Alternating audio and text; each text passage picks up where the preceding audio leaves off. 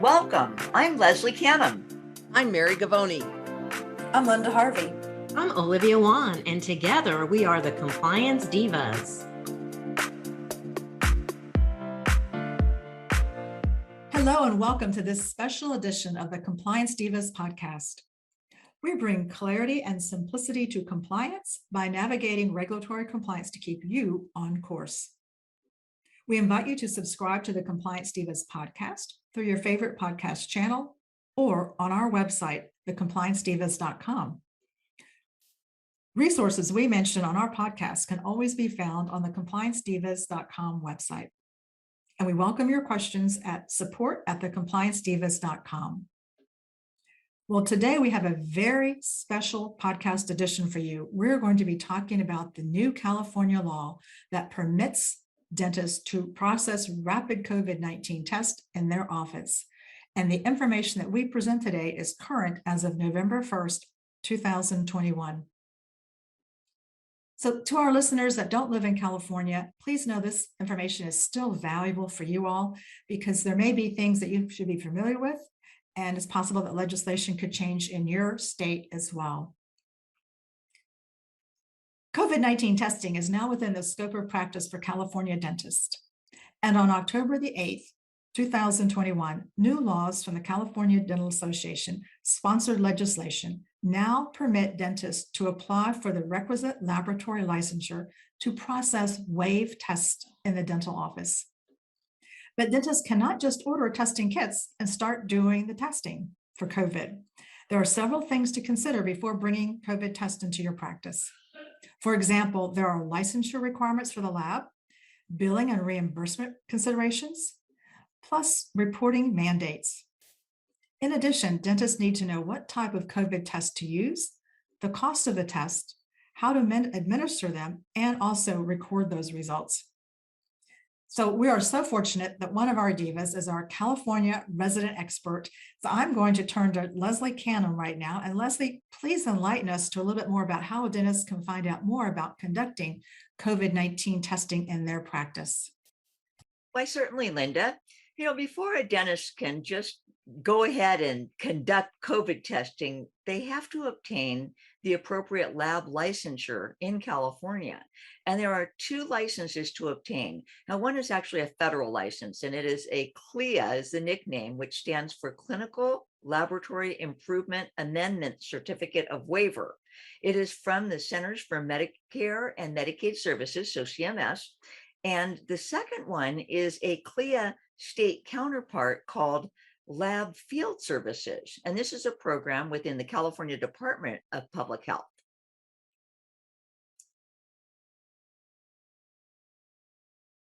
Leslie, could you also tell our listeners how they can apply for these lab licenses and how much do they cost? Well, Linda, I'm going to start with how much it costs. For both the CLIA and the laboratory field license, it's approximately $293. So it's not a lot of expense for the licenses, but it's actually easy once you follow the steps in obtaining both licenses. Dentists must obtain their CLIA certificate of waiver through, as I mentioned before, CMS. And this is required in order for them to conduct what's called a waived test. Now, the California Dental Association, again, who sponsored this legislation, has a COVID-19 testing toolkit with step-by-step instructions and resources on everything from performing the test to reporting the requirements, even to how to bill insurance for this reimbursement. And they also have an application that dentists can use to fill out through that toolkit. So the state testing agency actually processes both the federal and the state laboratory licensing applications. The federal CLIA application form is called CMS 116, and the California field license or field laboratory license is called LAB 155. Again, these are both clickable links on the CDA COVID-19 testing toolkit. California state testing agencies actually process both the federal and the state laboratory license applications. Again, CDA has made it so easy for dentists to just click the link, fill out the forms online, and then print them. They actually have to print them out and sign them because they need to be signed with an original signature, and they can send both of these forms to one address. Well, thank you, Leslie. It certainly sounds like with the CDA resources, it would be a very simple process for the doctors to follow. But I'm going to take it a little bit deeper with some of our conversations, if you don't mind, because I think this is so much new information for our doctors and teams to learn. And first, I'd like to just mention the fact that you mentioned CLIA waived and non-wave test.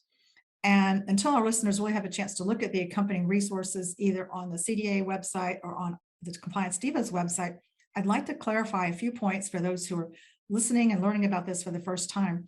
And the first is the whole nomenclature, certificate of waiver. And I would just like to be very basic for a moment, if I may, and spell the word waiver. It's W-A-I-V-E-R, or waive, W-A-I-V-E-D, not wave as in, saying hello to somebody. It can sound confusing. And I mention that because a waiver is simply an exemption from something. And so exempt, when you have a CLIA wave test, you're exempt from certain aspects. And let's talk about what the aspects are and what does it mean to have a CLIA wave test versus a non-wave test at the federal level. And when you look at these pieces of the puzzle, if you will, basically it involves three primary agencies. First is the Food and Drug Administration. They are responsible for approving CLIA wave tests. Then it becomes the responsibility of CMS, the Centers for Medicare and Medicaid, to notify its contractors of the new tests so that the contractors, such as the laboratories, can accurately process the claims and change information to the contractors so they actually have the new CLIA wave test and the codes that go with it. So when you think about CMS, CMS regulates all laboratory testing performed on human beings in this country through the Clinical Laboratory Improvement Amendments that you mentioned, Leslie. But this does not include lab testing related to research. That's entirely separate. So we're not talking about that piece today, just lab tests performed on people, us. CLIA was passed in 1988, and the objective of CLIA, the program, was to ensure quality laboratory testing. So in total, CLIA covers approximately 260,000 different laboratory entities across the country, quite a few. So those are the first two agencies. The third primary agency is the Centers for Disease Control. And in specific, the Clinical Laboratory Improvement Advisory Committee, now that's a mouthful, the Clinical Laboratory Improvement Advisement Committee is managed by the CDC. And the purpose of this committee is to provide scientific and technical guidance and advice to the Department of Health and Human Services. CMS, as we know, is an agency under the Department of Health and Human Services. So I didn't separate out HHS as a fourth agency, but they are in the mix. So now that we've come full circle, let's revisit the terms waived and non-waived. So essentially, lab tests are classified as waived if the risk of misinterpretation is low, and if the administration of these tests, Leslie, can be followed by adhering to the manufacturer's instructions for use, which is why we see the ones that are approved for dentists in California. So although CLIA requires that wave tests must be simple and have a low risk for erroneous results, we have to be mindful of the fact that a wave test is not completely error-proof. Errors can occur anywhere in the testing process, particularly if the manufacturer's instructions are not followed. And where have we heard that before, Divas? That happens with everywhere in the dental setting. All the different pieces of equipment that we use and products that we use, we all have to always rely on the manufacturer's instructions for use. And then an error could also occur when testing personnel, and in this case, our dental team members or the doctor, are not familiar with all aspects of the testing system that's being used. Because we know that some wave tests have the potential for serious health impacts if they're performed incorrectly. And just think of the fact of what might seem like a simple glucose monitoring test. If that test is performed incorrectly or the results are read incorrectly, that could have an impact for a patient who has type 1 diabetes, for example. So to decrease the risk of erroneous results, the test definitely needs to be performed correctly by trained personnel in an environment where good laboratory practices are followed. So we found some great resources from the CDC website on good laboratory practices that we're going to post for our listeners on the Compliance Divas website. So that's Leslie. I just wanted to give that a little bit of a background and share that before we go a little bit deeper. And now, Mary, I'd like to call on you if I can. Can you please talk to us about the types of rapid COVID tests and what kind of tests can the doctors actually administer now in California? Absolutely, Linda. Thank you. And thank you for that explanation for our listeners as to what the waived and non-waived tests mean. This is such important information. So essentially, there are two types of COVID tests. One is called a viral test, which tests for a current infection, and the other is an antibody test, which tests for past infection. So when we're doing screening, whether it's for employees or patients, we want a viral test, which tests for a current infection. We want to know if they have an active infection right now. And that further then breaks down into two other types of tests. One is called a NATS test, which means a nucleic acid amplification test. So it's testing for RNA in a virus. And the other is an antigen test, and they both are testing for current infection. So if you're trying to decide what kind of tests you would use in your practice, you need to have one of those, a NATS, N-A-A-T test, or an antigen test. And again, we have great resources that we will have available on our website that give you even more information on these types of tests. Then you need to look at one that's a rapid test, meaning that you know it's going to give you the results within 15 to 30 minutes, because there are other antigen or NATS tests that may take 1 to 3 days. For particularly the NATS test may take 1 to 3 days if they're not classified as a rapid test. Some are saliva tests where you spit into a little tube. Some are nasal swabs. Most of the ones on the market are the nasal swabs, but you really need to do your research to understand which is the most appropriate one for you to use. Thank you, Mary. That really gives us a good breakdown of the different types of tests so we can begin to learn more about that aspect. It's so important for our teams to realize that there are differences in different types of tests they may be using.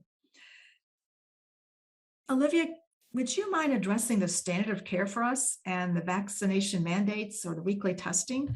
Can a dentist in California test their employees? Sure. Thank you, Linda. I think it's important for our California listeners to be aware that screening patients prior to performing dental treatment is actually the standard of care and actually a California OSHA requirement. Cal OSHA requires dentists to have a written protocol on conducting screening, and employees must be trained on screening procedures. So it's important that their policies and procedures be updated to reflect this information. And the in-office rapid COVID testing can be implemented as a screening tool at the dentist's discretion.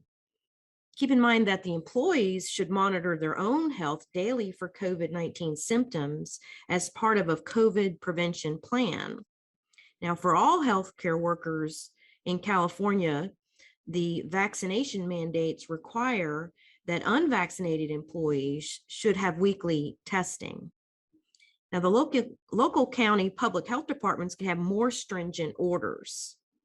For example, San Francisco and Los Angeles counties require vaccination, and healthcare workers cannot opt out of vaccination by getting weekly testing. So it's very critical for our listeners in California to check with their local public health departments. Thank you, Olivia. What valuable information regarding the standard of care. That's a new area. I feel like it's a new area that's evolving for dental professionals when we think about standard of care and using even COVID-19 testing as a screening tool. So we are called to maintain high standards there. That's a very important point. Mary, one of the things we talked about earlier was the different types of tests. And I think we've talked about in our earlier conversations, reporting of the tests. Would you mind making a couple of comments on for our listeners about reporting COVID test results? What are the requirements in California? Great question, because it's not enough just to do the testing. There's some record keeping that must go along with performing those tests, whether you're doing them to screen patients or whether you're doing the testing for screening employees. In any case, whether it's a patient or an employee, the results by California state law must be reported.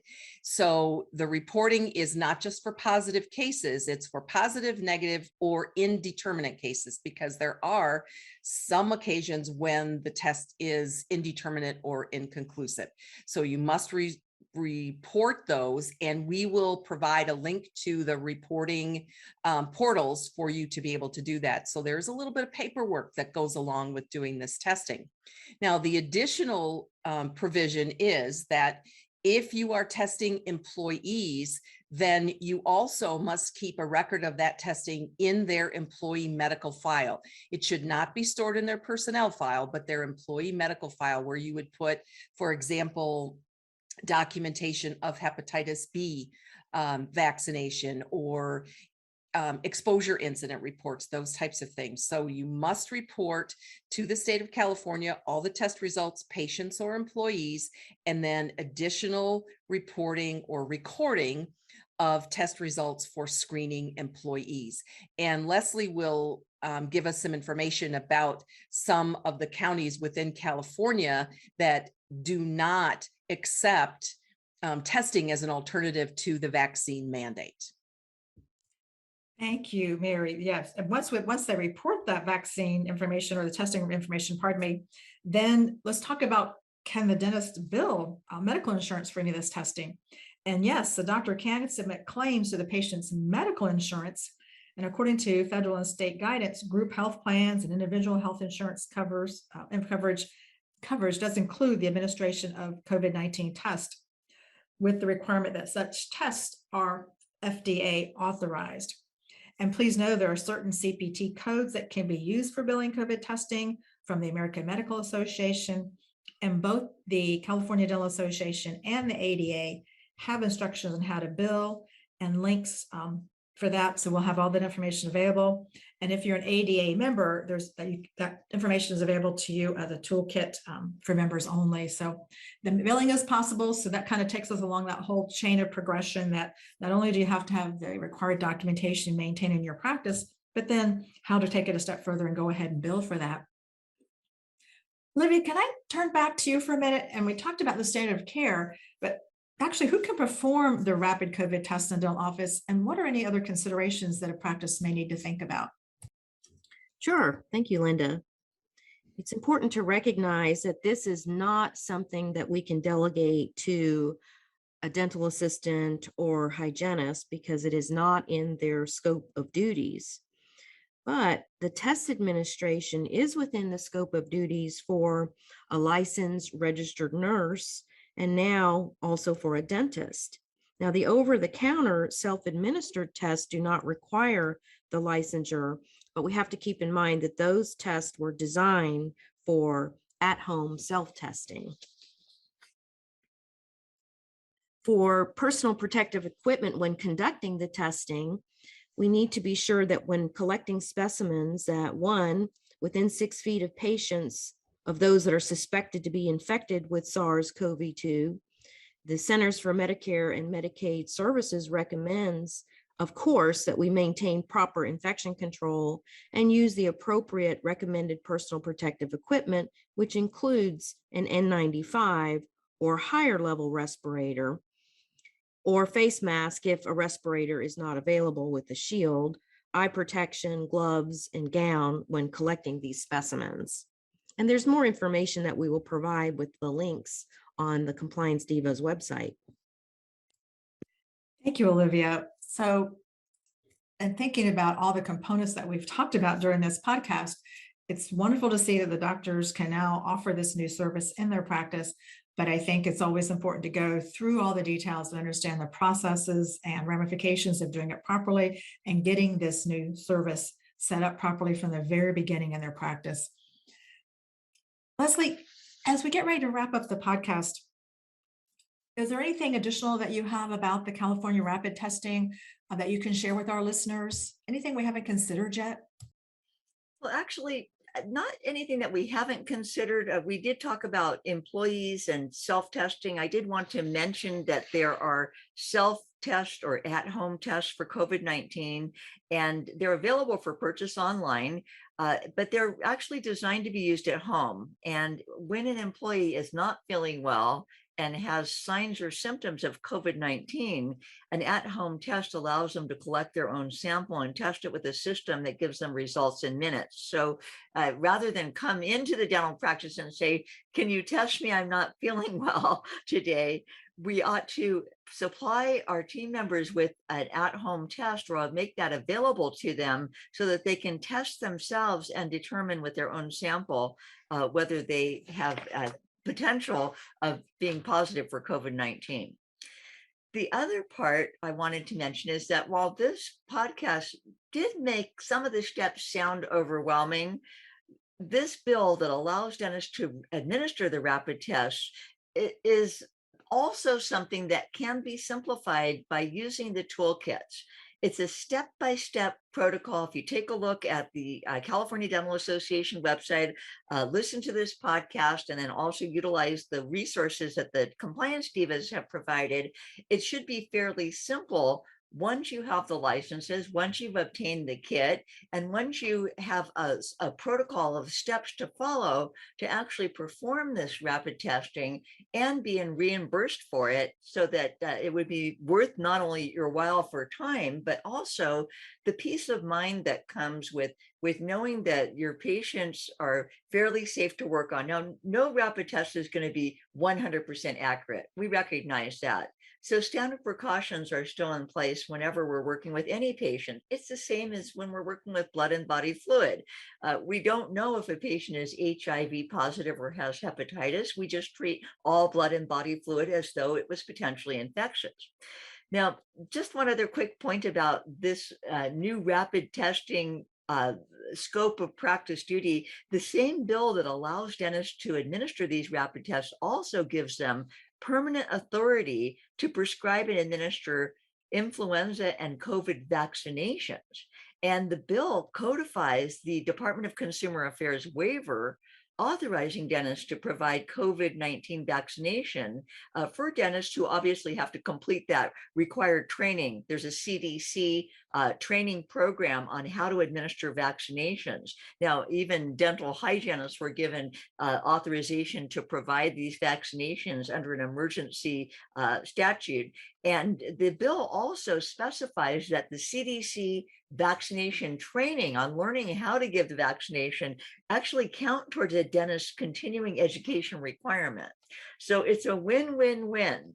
And I hope that our clients and our audiences and the listeners to our podcast will consider all the steps needed for actually conducting that COVID-19 rapid testing in their practices. I know last year, it seemed that the battle cry in 2020 was, oh, if we only had a way to test our patients for COVID, wouldn't that make us feel more comfortable when we're providing treatment? Well, here it is. The steps are simple as long as you use one of the toolkits. And I am a big advocate. California Dental Association has knocked the ball out of the park again when it comes to COVID resources with this COVID-19 testing toolkit that they have. And it is not a members only document. This information is available to everyone. I encourage even our non-California listeners to take a look at this wonderful toolkit. And when the time comes for your state to allow rapid testing, and I bet that's going to be soon, you'll have the kit, the toolkit in place and the steps that you need. Thank you, Leslie. You beautifully wrapped up today's podcast regarding this new California law that permits dentists to process rapid COVID-19 tests. And as you mentioned, there are multiple steps, and as we all discussed, there are multiple steps and implementing this process in your practice. And we hope that you all will take advantage of the toolkit from CDA, whether or not you're located in California. So, and wrapping up this podcast today, the Compliance Divas bring clarity and simplicity to compliance by navigating regulatory compliance to keep you on course. We invite you to subscribe to the Compliance Divas podcast through your favorite podcast channel or on our website, thecompliancedivas.com. And today we mentioned a wealth of resources. So those will all be posted on our compliancedivas.com website. And we also invite your questions at support@thecompliancedivas.com. Thank you for joining us.